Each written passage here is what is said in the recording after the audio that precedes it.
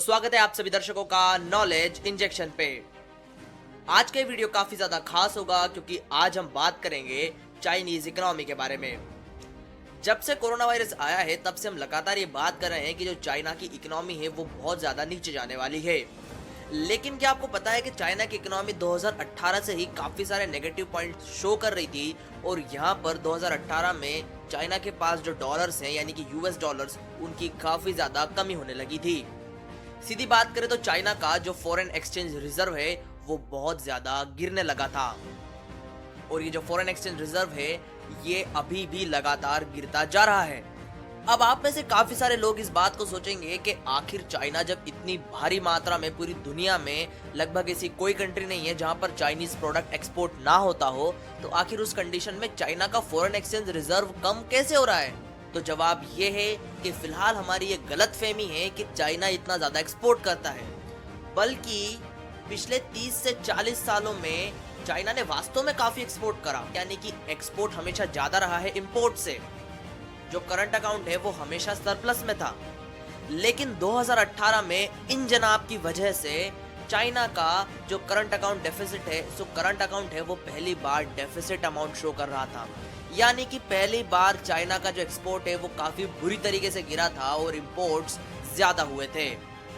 2018 में आपको याद होगा चाइना और अमेरिका के बीच में जो ट्रेड वॉर चला था, उसकी वजह से काफी सारी चाइनीज कंपनियां वियतनाम चली गई थी। कुछ कंपनीज ताइवान गई, कुछ मलेशिया गई, कुछ थाईलैंड गई। हालांकि भारत बहुत ही इक्की दुक्की कंपनियां आई थी। कारण यह था कि उस समय भारत का जो कॉर्पोरेट टैक्स था वो 25% से भी ज्यादा था। शायद ये स्कीम पिछले साल लॉन्च हो गई थी, क्योंकि जब हमने देखा कि जो ट्रेड वॉर है उसका पूरा फायदा वियतनाम उठा ले गया और यहाँ भारत सिर्फ मुंह ही देखता रहा। इस वजह से 2019 में नई पॉलिसी लाई गई जिसके अंतर्गत जो कॉर्पोरेट टैक्स था उसको घटाकर करीब 18% अभी कर दिया गया है। तो 2018 में जो ट्रेड वॉर हुआ था, काफी लोग इसे ट्रम्प की गलती समझते हैं कि जिस वजह से चाइना और यूएस के बीच में रिलेशंस खराब हुए, लेकिन चाइना को इससे एक बहुत ज्यादा बड़ा नुकसान हुआ था। शायद ये चीज हमें पता ही नहीं थी, मुझे भी नहीं पता थी। मुझे ये तब पता चला जब मैं इस वीडियो के ऊपर रिसर्च कर रहा था।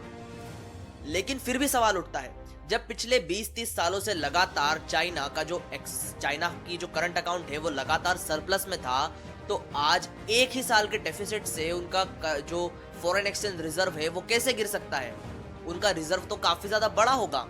तो इसका जवाब ये है कि चाइना ने काफी भारी मात्रा में अपनी बेवकूफी दिखाते हुए काफी बड़ा नॉन परफॉर्मिंग एसेट्स का एक बेड़ा खड़ा कर लिया है। ये बात किसी से छुपी नहीं है कि चाइना हर गरीब भिखारी देश को काफी भारी मात्रा में लोन देता है और काफी सारी भारी मात्रा में वहां पर इन्वेस्टमेंट भी किया हुआ है। हालांकि इन्वेस्टमेंट जितनी भी चाइना द्वारा अलग अलग कंट्रीज में की गई, उनसे अभी तक ना तो चाइना को कोई रिटर्न आया है, यानी कि इन्वेस्टमेंट तो किया गया है लेकिन उसका प्रॉफिट अभी तक चाइना को नहीं मिला है। बेल्ट एंड रोड इनिशिएटिव पे काफी भारी मात्रा में बिलियंस ऑफ डॉलर्स खर्च करने के बावजूद भी अभी तक ये इनिशिएटिव पूरा नहीं हुआ है और यहाँ तक कि काफी सारी कंट्रीज अब इससे पीछे हटना चाहती है।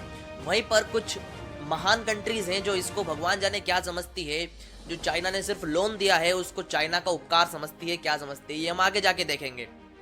लेकिन बात यह है कि चाइना ने लोन देने में, अपना इन्वेस्टमेंट लगाने में दूसरी कंट्रीज में, जो चाइना का मुख्य उद्देश्य था कि फ्यूचर में हम इन कंट्रीज से खूब पैसा कमाएंगे, वो जो उद्देश्य है वो अब लगभग जीरो हो चुका है। इस वजह से जब चाइना की इकोनॉमी काफी भारी मात्रा में ग्रो कर रही थी, उनकी जो जीडीपी ग्रोथ रेट थी वो 10% से भी ऊपर थी, तब उस समय उन्होंने ये जो इन्वेस्टमेंट का प्रोग्राम चलाया कि दुनिया की हर कंट्री में इन्वेस्ट किया जाए।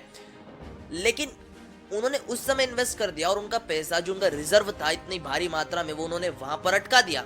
अब वो वहीं पर ही अटका हुआ है और अब उनको रिटर्न नहीं मिल रहा है।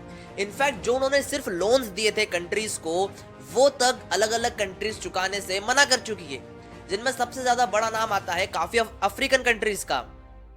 सबसे पहला अगर हम नाम ले तो न्यू जेनेवा, ये काफी अच्छा देश है, अफ्रीका में है। मेरी नजरों में तो काफी अच्छा देश है, क्योंकि इन्होंने चाइना से लिए हुए अपने जो बिलियंस ऑफ डॉलर का लोन था वो साफ मना कर दिया चुकाने के लिए। उन्होंने कहा कि लोन इतना हो चुका है कि हम चाहकर भी नहीं चुका सकते, भाई तुमसे जो बनता है वो कर लो।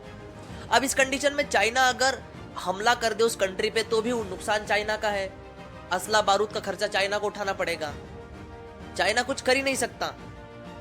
अब चाइना इस स्थिति में करता ये है कि वो उन कंट्रीज की जो स्ट्रैटेजिक इंपॉर्टेंस रखने वाली जगहें हैं, जैसे कि जो श्रीलंका का हम्बनटोटा पोर्ट था, जो जिबूती में एक छोटा पोर्ट है जिसको लेकर चाइना उसको हथियाना चाहता है, जहां पर फ्रांस और यूनाइटेड स्टेट्स के भी नेवल बेसेस हैं। तो चाइना चाह रहा है कि जिबूती को काफ़ी ज़्यादा लोन अब उन्होंने दे दिया है, तो उस लोन को पे बैक करने की बजाय जिबूती में जो उनका एक एक्सटर्नल पोर्ट है वो चाइना को दे दिया जाए। ये चीज़ इंडियन ओशन रीजन में हो सकती है, लेकिन यहाँ पर काफ़ी अफ्रीकन कंट्रीज़ ने जो बेल्ट एंड रोड इनिशिएटिव में थे, आधा से ज़्यादा प्रोजेक्ट होने के बाद काफ़ी कंट्रीज अब मना कर चुकी हैं कि हमें इस प्रोजेक्ट में भाग ही नहीं लेना है। इनफैक्ट जब चाइना ने कोशिश की कि अफ्रीका में क्योंकि काफ़ी सारे मिनरल्स काफ़ी भारी मात्रा में पाए जाते हैं, तो उन खदानों पे कब्जा कर लिया जाए लोन्स के बदले कि अगर आप लोन्स नहीं चुका सकते तो हमें इन खदानों का एक्सेस दें, लेकिन काफ़ी कंट्रीज इस चीज़ से भी मना कर चुकी हैं। इनफैक्ट कोंगो जैसे देश ने भी मना कर दिया है चाइना को उनके किसी भी खदानों में ऑपरेट करने से। ये स्थिति बन चुकी है। आंकड़ों की बात करें तो पिछले 40 से 50 सालों में पहली बार 2018 में चाइना का जो रिजर्व बैंक है यानी कि बैंक ऑफ चाइना, उनकी लायबिलिटी ज्यादा थी उनके एसेट से। 2013 में जहां पर उनका जो सरप्लस था यानी कि जो एसेट्स थे वो करीब 125 बिलियन से ज्यादा थे, यानी कि लायबिलिटीज उनकी 125 बिलियन कम थी। लेकिन 2018 में जहां 2013 में ये स्थिति थी, वहीं पर 2018 में उनके जो एसेट्स हैं वो करीब 3.6 बिलियन से कम है लायबिलिटीज के मुकाबले। यहां पर आपको बता दूं कि 2010 में जहां पर उनका रिजर्व 48% पर ईयर से बढ़ रहा था, वहीं पे 2018 में कि जो रिजर्व है ये 30% से घट रहा है। इनफैक्ट 2001 से 2020 के बीच में चाइना ने इतनी भारी मात्रा में ग्रोथ करी है, अपने एक्सपोर्ट मार्केट को काफी तगड़ी तरीके से बूस्ट करा है। अगर चाइना एक नॉर्मल कंट्री की तरह अपने बेल्ट एंड रोड घटिया से इनिशिएटिव को नहीं चलाता, अपने पैसे को अपने पास रिजर्व के तौर पे रखता, तो आज चाइना का जो फॉरेन एक्सचेंज रिजर्व है वो करीब 3 से 3.5 ट्रिलियन यूएस डॉलर्स का होता। 3 ट्रिलियन यूएस डॉलर्स, ये काफी बड़ी मात्रा होती है। लेकिन आज चाइना का जो फॉरेन एक्सचेंज रिजर्व है वो मात्र 1 ट्रिलियन यूएस डॉलर्स पर खड़ा है। इसका भी एक जो बहुत बड़ा हिस्सा है वो हांगकांग डॉलर्स की वजह से चाइना के पास है। दरअसल आपको बता दूं कि यूनाइटेड स्टेट्स ने हांगकांग डॉलर्स को यूएस डॉलर्स के साथ पैक कर रखा है, यानी कि दोनों की वैल्यू एक रहेगी। इस वजह से चाइना जो है वो हांगकांग डॉलर्स का गलत फायदा उठाते हुए यूएस डॉलर से एक्सचेंज करता है। इस वजह से फिलहाल स्थिति फिर भी ठीक है कि यहाँ पर 1 ट्रिलियन डॉलर चाइना के पास हैं, वरना ये भी चाइना के पास आज नहीं होते। इनफैक्ट रिपोर्ट्स का मानना तो ये था कि अगर यहाँ पर डोनाल्ड ट्रंप इलेक्शन जीत जाते तो डायरेक्टली इंटरनेशनल स्टॉक मार्केट में चाइनीज कंपनीज का जो शेयर है वो करीब 36 बिलियन यूएस डॉलर से घट जाता, सिर्फ ट्रंप के चुनाव जीतने से। क्योंकि इसी बंदे की वजह से जो इकोनॉमी पिछले 20 से 30 सालों से लगातार सरप्लस में चल रही थी, ज्यादा एक्सपोर्ट कर रही थी, पहली बार उनका एक्सपोर्ट कम हुआ था इंपोर्ट्स के मुकाबले। पहली बार उनका जो करंट अकाउंट था वो डेफिसिट में गया था।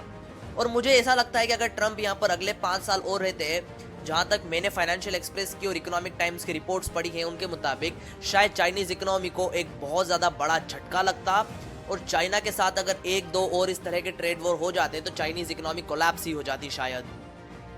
तो अभी तो हम यही उम्मीद रखते हैं कि ये जो एंटी चाइना सेंटीमेंट चल रहा है पूरी दुनिया में ये कंटिन्यू रहे।